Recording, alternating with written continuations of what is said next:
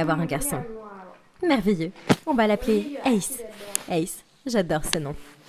Et puis, je suis arrivée. Une fille. Et je suis née sans index à la main droite.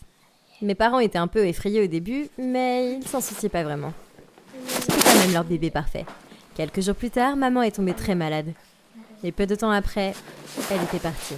Papa était dévasté, mais il était déterminé à me donner tout l'amour du monde. Les amis, je m'appelle Ace et je vis dans une petite ville de l'Ohio. S'il vous plaît, likez et abonnez-vous. Quand j'étais en maternelle, notre professeur nous a demandé de peindre avec nos doigts. Et c'est là qu'un enfant a remarqué que ma main était différente. « Hey, regarde la main d'Ace, trop cool.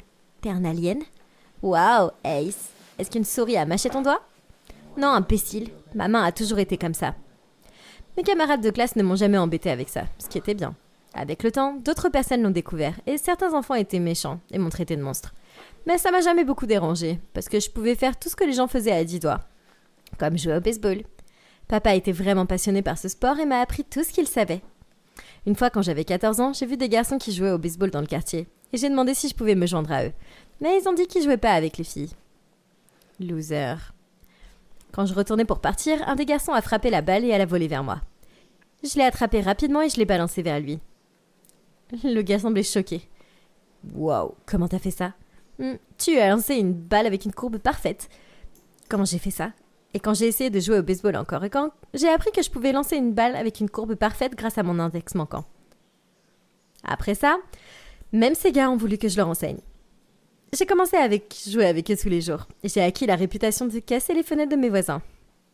Quand j'étais en 11e année, papa m'a annoncé une grande nouvelle. Je devais finir le lycée à Kinshasa. Parce qu'il avait trouvé un meilleur emploi là-bas et que l'argent nous serait utile. Alors on a déménagé. Le lycée était 5 fois plus grand que le mien. Et j'étais vraiment très nerveuse en entrant.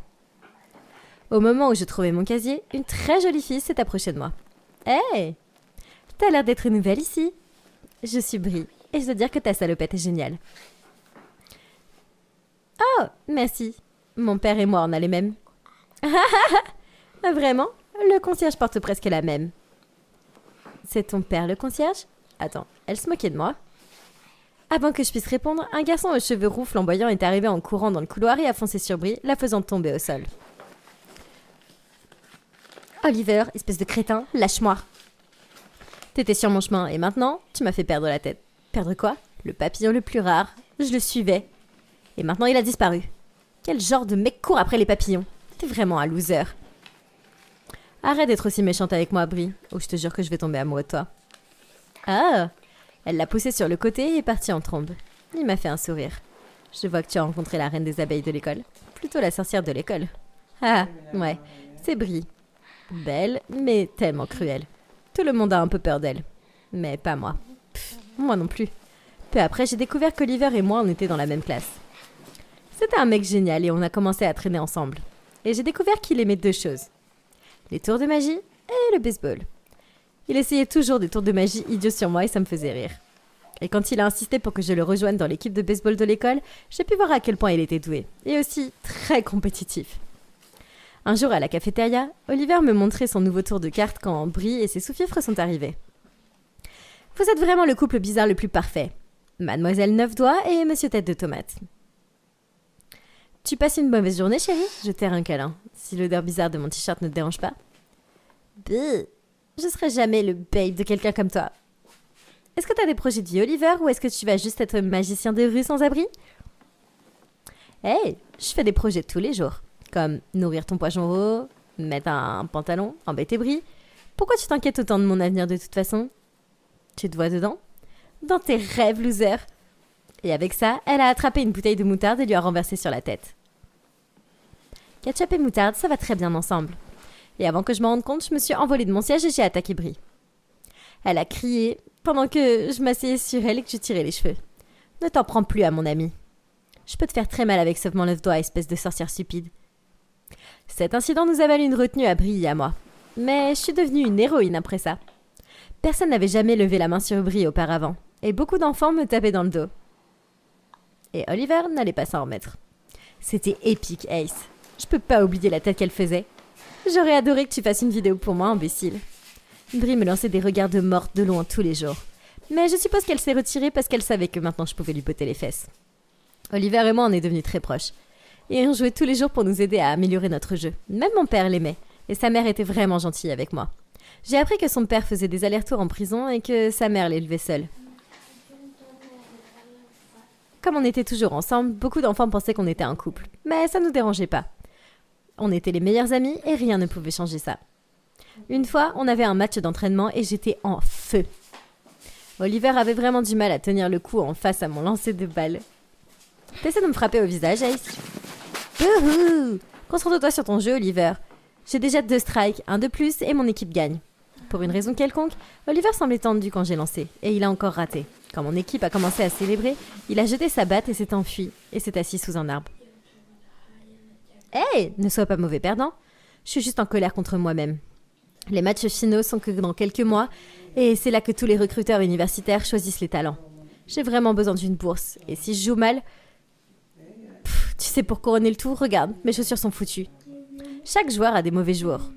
Courage. Allez, on va manger une glace. Allez, on y va. Il est resté assis là comme un âne têtu alors que je tirais son bras de toutes mes forces. Soudain, il s'est levé et je suis tombée en arrière entraînant Oliver avec moi. Gênant. En disant gênant, tu l'as rendu gênant. Et on a tous les deux éclaté de rire. Et je suis allée aux toilettes pour me nettoyer et c'est là que j'ai entendu Brie derrière moi. Vous savez à quel point c'est dégoûtant de vous voir de vous embrasser? Prenez une chambre. On n'était pas... Attends. Pourquoi est-ce que je t'explique quoi que ce soit? Pense ce que tu veux. J'allais partir quand elle a dit « Je n'ai pas oublié ce que tu as fait, Ace.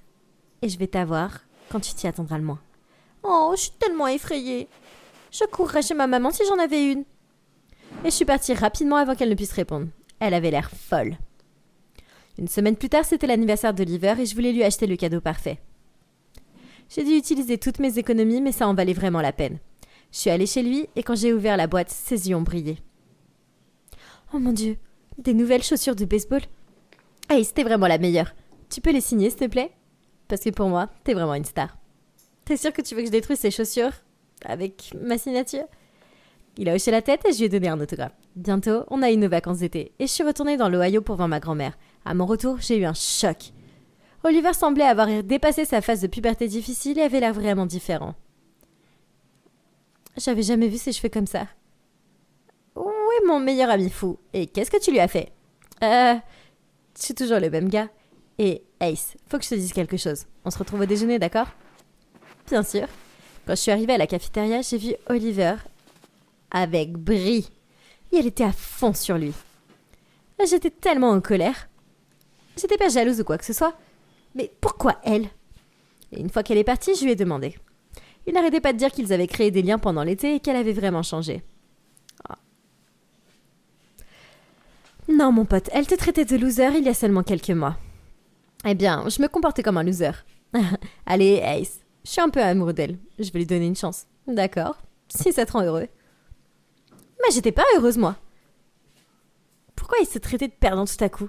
Quelques semaines plus tard, les finales de baseball ont commencé. L'équipe de notre école se débrouillait bien, et Oliver et moi, on était les étoiles montantes. Mais un seul d'entre nous pouvait être sélectionné pour une prestigieuse bourse sportive de la meilleure université d'Ivy League. Alors qu'on se préparait à entrer sur le terrain pour le dernier match, Oliver m'a serré la main. Que le meilleur homme ou femme gagne. J'aurais pas pu dire mieux. J'ai joué à fond et j'ai totalement réussi le match. Mais quand le gagnant de la bourse a été annoncé, il s'est avéré que c'était Oliver. Il a même reçu un énorme prix en liquide. J'ai vite surmonté ma déception, j'étais tellement heureuse pour lui. Une semaine plus tard, Brie a organisé une fête pour célébrer la victoire d'Oliver. Mais quand je suis arrivée, Oliver était occupé avec des gens que je ne connaissais pas. Je me suis pas sentie à ma place et je suis allée m'asseoir près de la piscine. C'est alors que j'ai vu Brie montrant son collier à des amis. Waouh! Oliver a vraiment bon goût. Il a l'air super cher. C'était le moins qu'Oliver puisse faire après que mon père a fait pour lui. C'est le recruteur en chef de cette université Ivy League et il a pratiquement donné la bourse à Oliver. Même si elle jouait mieux. Cette sorcière a eu ce qu'elle méritait. Et papa pense vraiment que Oliver sera une grande star un jour. Oh mon Dieu, je me suis sentie étouffée et furieuse. J'ai couru vers Oliver et je l'ai attrapé par la chemise. T'as triché? Comment t'as pu? Oliver a tout de suite compris de quoi je parlais et m'a rapidement entraînée dans une autre pièce. Je lui criais dessus et il essayait de me faire taire. Hey, j'ai fait ce que je devais faire. Ton père a un bon travail. Mon père, il est encore en prison. Tu connais ma prison? J'ai besoin de ça, Ace. Tu peux y aller l'année prochaine? Ouais, je connais ta situation, mais ça te donne pas une excuse pour t'abaisser à ce point-là. Tu te sens heureux d'avoir gagné en trichant? Je sais même plus qui tu es. Je lui ai craché au visage et j'ai quitté la fête. Oliver et moi, on n'a plus parlé après ça. Même s'il a essayé de me parler et a continué à m'appeler. Quelques mois plus tard, il a essayé d'arrêter et puis un jour, je l'ai vu aux infos. On l'appelait la prochaine grande affaire. Quelques mois plus tard, j'ai participé à un match local de collecte de fonds et j'ai mené mon équipe à la victoire. Après avoir accepté le trophée, un homme s'est approché de moi. « Bonjour mademoiselle Hayes, je viens d'une université prestigieuse et on voudrait que vous postuliez pour notre bourse sportive. Votre doigt manquant, ça vous donne un avantage que j'ai jamais vu ça d'un autre joueur. » Personne ne lance la balle comme ça. J'étais tellement excitée de postuler et j'ai été acceptée. Les possibilités que mon université m'a offertes en matière de baseball ont été incroyables. Après mon diplôme, j'ai été admise dans une équipe nationale féminine. Et j'ai entendu dire qu'Oliver avait reçu une offre énorme d'une ligue au Japon et qu'il y avait déménagé. Quelques instants plus tard, j'ai rencontré un type formidable et je suis tombée amoureuse pour la première fois. Après quelques mois de relation, il m'a demandé en mariage et j'ai dit oui. Un jour, alors que j'entrais dans un café, j'ai croisé quelqu'un et j'ai levé les yeux pour voir que c'était Oliver. Ah mon Dieu, Ace? Oh, Oliver? Ça fait longtemps? Je croyais que t'avais déménagé au Japon. Avec Brie? Ouais, c'est vrai. Mais les choses se sont pas très bien passées. Brie est avec un joueur de foot maintenant. On a rompu et j'ai eu une blessure très grave. Quoi? Quand est-ce que c'est arrivé? Et là, Oliver m'a raconté qu'il avait une blessure qui l'avait laissé paralysé pendant 1 an.